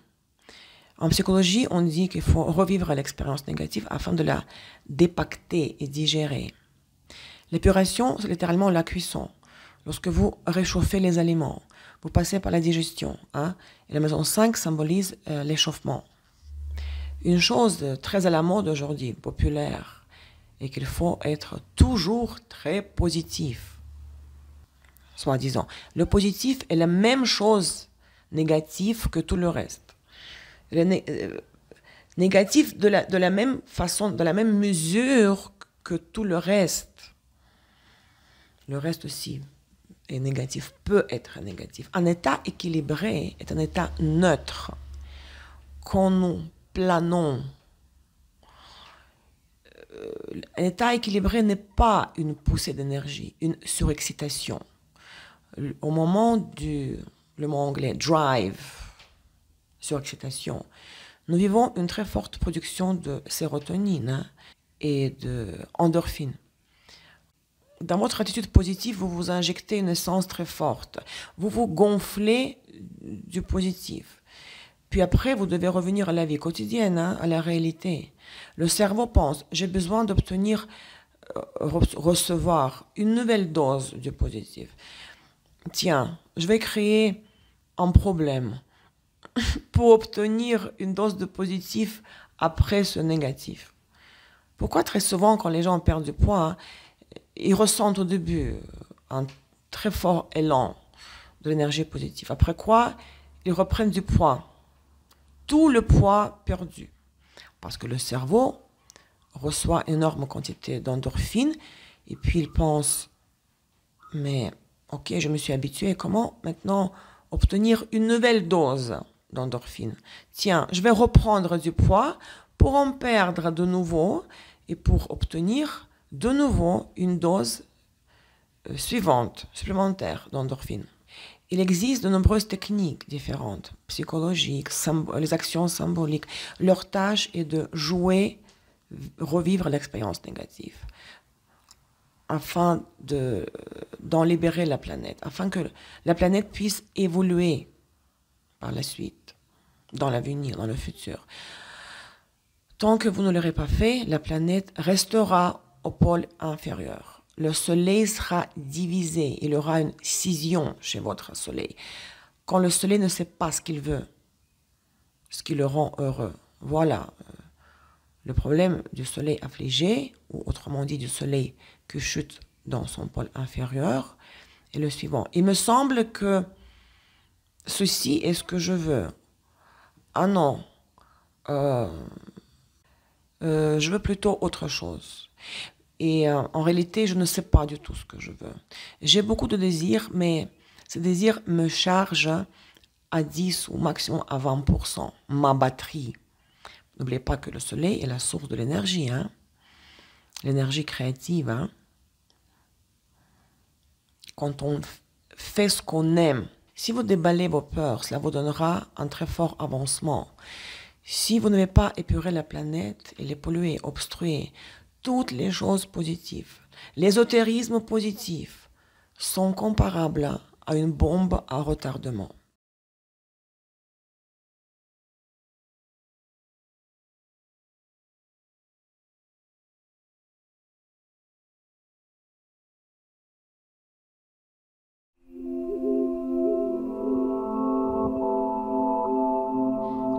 Chez une planète affligée,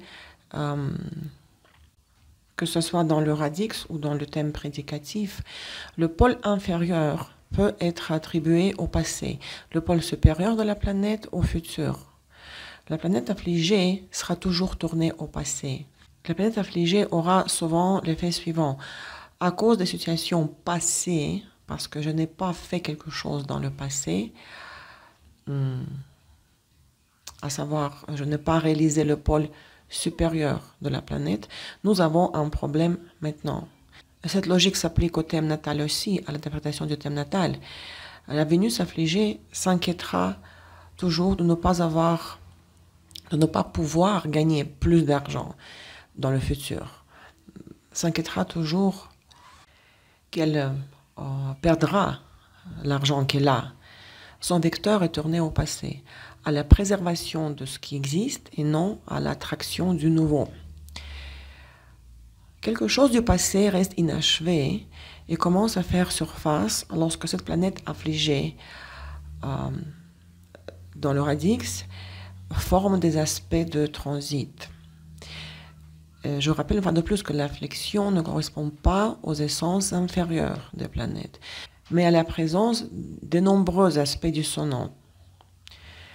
Ou si la planète se trouve au sommet, le focus d'une configuration dissonante, comme le carré hanté, même si elle forme des trigones, elle reste toujours affligée, ayant les critères cités. Les conjonctions avec les planètes lentes donnent beaucoup de tensions étranges si la planète lente en question n'a pas été travaillée. Donc, c'est le signe de l'affliction aussi. Les conjonctions de Uranus, Neptune et Pluton avec les planètes personnelles, surtout avec le luminaire, avec toutes les 5 planètes personnelles, sont par définition les afflictions. La conjonction avec Lilith est un autre critère de l'affliction parce que la personne ne comprend pas, ne ressent pas la fonction de la planète avec laquelle Lilith fait la conjonction. La conjonction avec le nœud nord, avec Rahu, affaiblit la planète. Cela ressemble à l'effet de Lilith. Le natif ne ressent pas la planète. La conjonction avec le nœud sud rend la planète très forte, car la personne, le natif, a acquis l'expérience de la planète dans la vie passée. Si la planète est en conjonction avec le nœud sud, donc elle est forte et harmonieuse, alors elle ne va pas nuire, pas spécifiquement. La maison natale par laquelle passe la planète en transit est toujours l'arène principale d'action. Qu'est-ce qui se passe et où? Dans quel domaine de la vie? Quelle qualité le monde nous demande d'employer et de développer? Jupiter passe par la 4 et crée des situations de la 4. La 4 devient active pendant cette période quand Jupiter de la 4 en transit par la 4 natale fait un aspect à Vénus dans la 2. La maison qui reçoit le transit, Vénus dans la 2, recevant le transit de Jupiter, correspond au domaine de la vie qui subit l'impact du transit. Et Vénus, à son tour, gouverne quelque chose, n'est-ce pas? Une certaine maison natale, la 8 par exemple. Le transit affecte la 2, Vénus dans la 2, ce qui ouvre ou ferme les opportunités dans la 8. Donc, il faut ajouter la 4 à la 2 et ensuite ajouter la 8. Les événements se produisent dans la 4 à cause de la 6. En raison de la santé, du travail, des obligations. Je prends des vacances forcées. Et cela affectera mon argent. Les vacances forcées, c'est la 4 et mon argent, c'est la 2, où se trouve la Vénus natale recevant le transit de Jupiter. Quelle est la différence entre la planète harmonieuse et la planète affligée dans une maison natale, dans le radix? Comment est-ce que cela affectera les prédictions?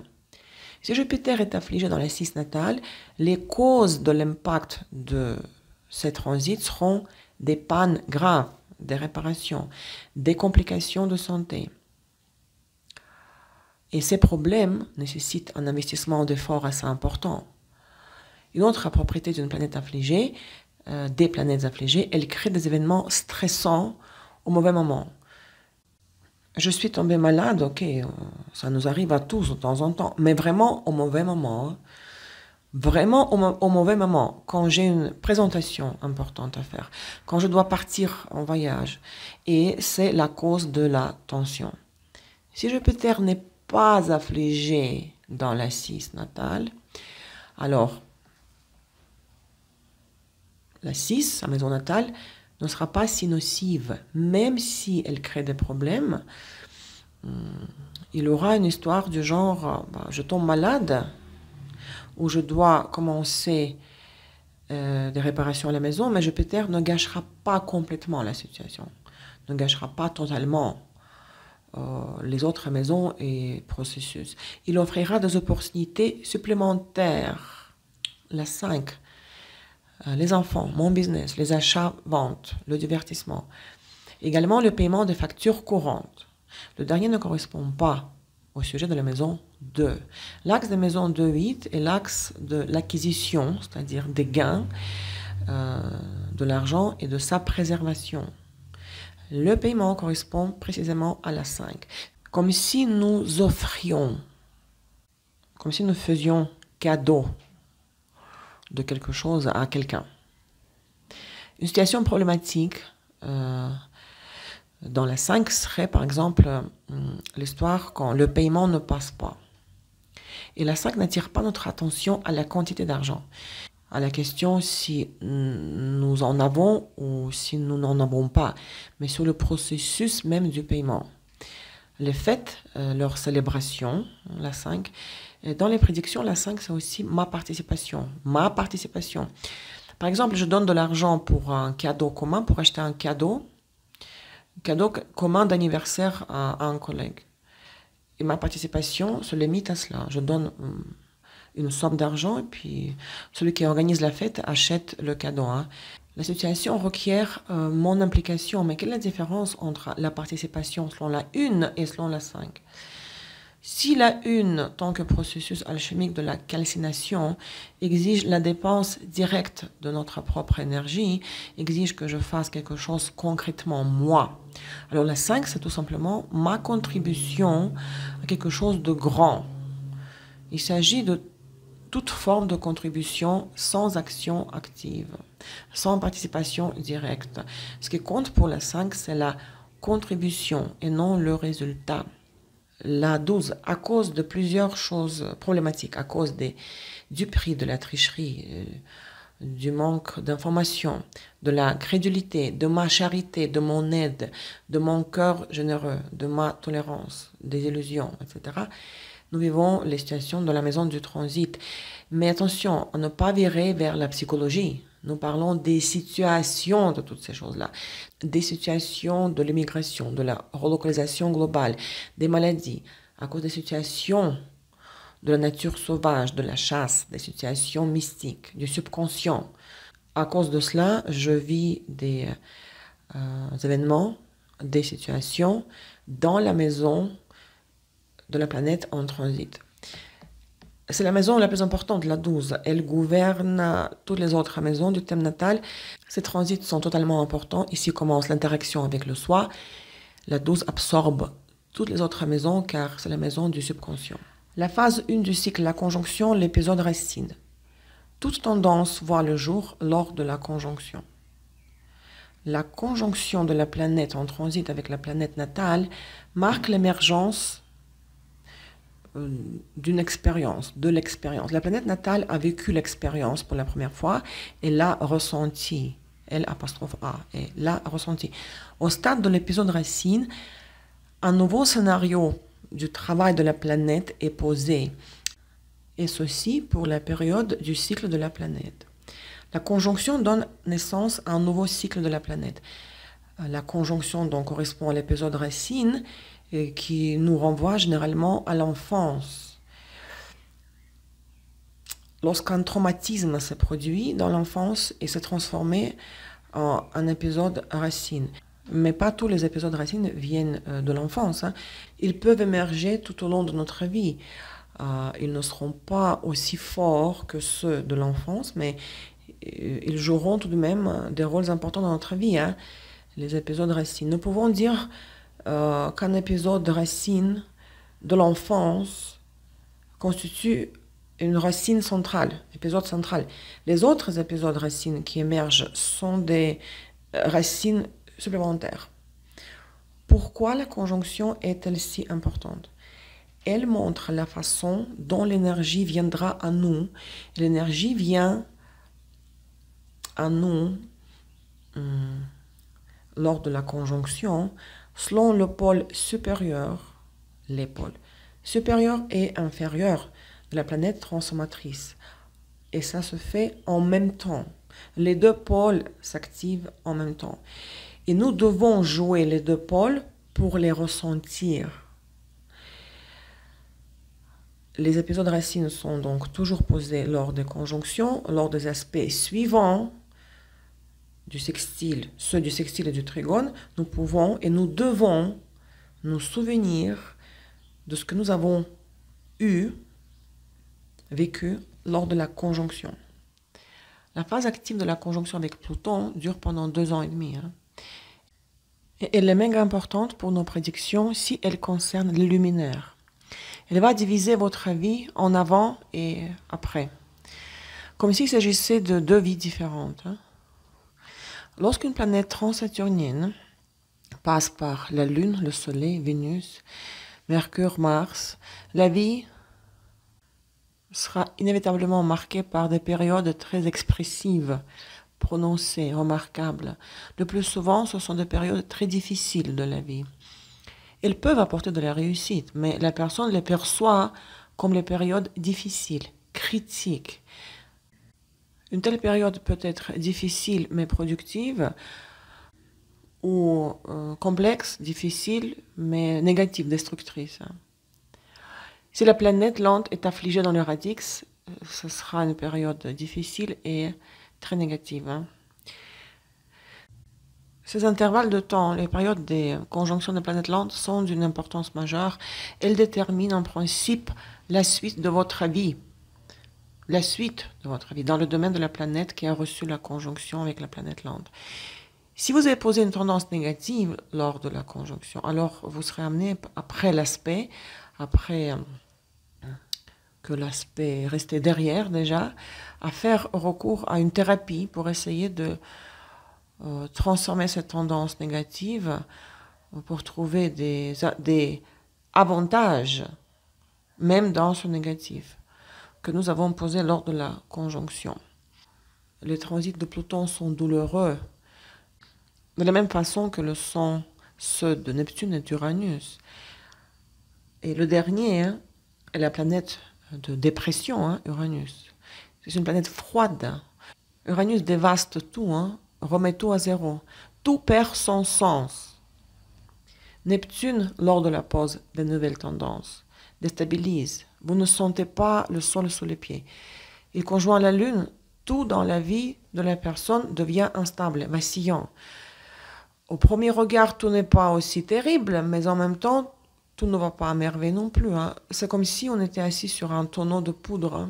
Si Uranus se met à créer un vide, cela veut dire que nous devons vraiment nous vider et ne pas chercher à compenser le vide. Uranus a conjoint la Lune. La personne doit vraiment s'éloigner de la profession, de tout. Et elle aura accès à une source de nouvelles idées.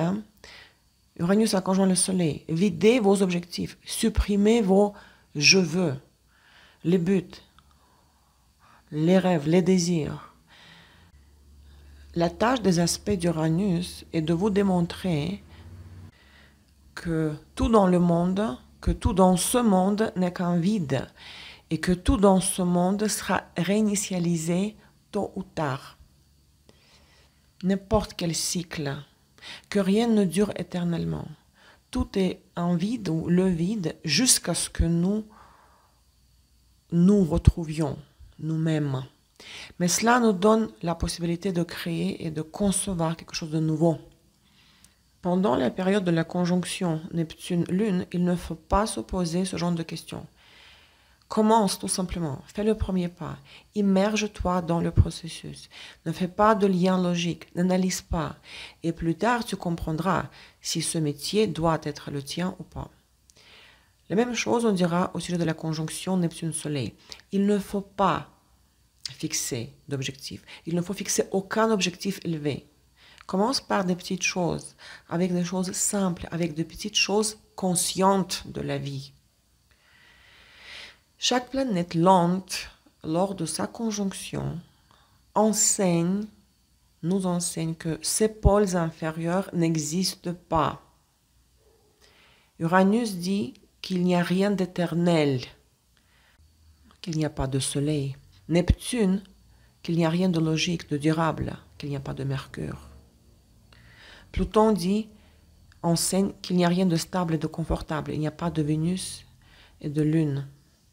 Uranus s'est conjoint à Mars. Pendant cette période, toute notre expérience, toute mon expérience que j'ai vécue selon la fonction de Mars, commencera à se réinitialiser et tout ce que je faisais auparavant peut fonctionner, peut toujours fonctionner, mais ne me donnera plus la satisfaction. Cela commencera à me prendre plus d'énergie. Uranus dit, vide ton Mars, recule, ne fais rien, contemple, donne-toi le temps pour contempler.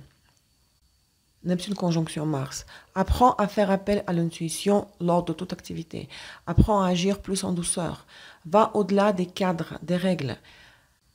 Active ta pensée la plus créative. Pluton conjonction Mars. Va au-delà des limites de l'énergie. En fait, c'est ce dont parlent tous les intervenants, les speakers, les orateurs, les formateurs, les coachs de vie, la psychologie positive, que vous êtes capable de réaliser beaucoup plus que vous ne le pensez, que vous êtes bien plus qu'un être humain. Il n'y a pas de limite, que vous pouvez tout. Tout cela est vrai, mais cela se manifeste lors des conjonctions des planètes transgénérationnelles avec les planètes personnelles. Je parle des transits ici. Leurs conjonctions nous y conduisent de manière très spécifique. Afin d'atteindre ce genre et ce niveau de résultat, il faut souvent avoir vécu ou vivre une expérience marginale. Du point de vue de la psychologie, lorsque nous nous tournons vers l'expérience de quelqu'un d'autre, c'est à ce moment-là que nous pouvons obtenir des autorisations. Selon le principe du trigone, par exemple, nous avions l'habitude de penser que nous ne pouvions pas charger nos clients pour nos services en dollars américains, parce que personne ne paierait en dollars, soi-disant, c'est ce que nous pensions. Mais tout à coup, nous trouvons des formateurs ou des coachs qui facturent leurs services en dollars et nous obtenons la permission de le faire. Le trigone donne souvent un tel effet. C'était vraiment possible de faire des choses de cette façon? Je ne l'aurais jamais imaginé. La personne reçoit des insights en anglais, des révélations intuitives. Il faut intégrer la planète en transit dans la planète natale recevant le trigone. Mais avant cela, il est indispensable d'observer comment les autres le font. Une série d'actions est nécessaire. La période d'une série de l'intégration. Le trigone peut poser le problème suivant. Si nous essayons de faire quelque chose nous-mêmes, nous ne pourrons jamais trouver la bonne solution. Nous voulons augmenter les ventes, mais nous ne comprenons pas comment y parvenir. On utilise notre propre expérience et ça donne certains résultats, mais pas ce que nous voulons. Nous souhaitons augmenter les ventes de 50%, mais elles n'augmentent que de 30%. Une autre propriété du trigone, tant dans les prédictions que dans l'astrologie natale, est qu'il donne souvent l'effet du plafond de verre. Du plafond en verre. La personne s'investit de toutes ses forces, elle essaie de réinventer la roue, au lieu de voir que quelqu'un l'a déjà fait, et au lieu de prendre simplement cette roue pour elle-même. Elle s'agite, s'active et se heurte au plafond de verre et n'arrive pas à comprendre ce qui se passe. Elle constate qu'elle obtient certains résultats, mais elle n'arrive pas à les renforcer, à aller au-delà de ces résultats, à les doubler.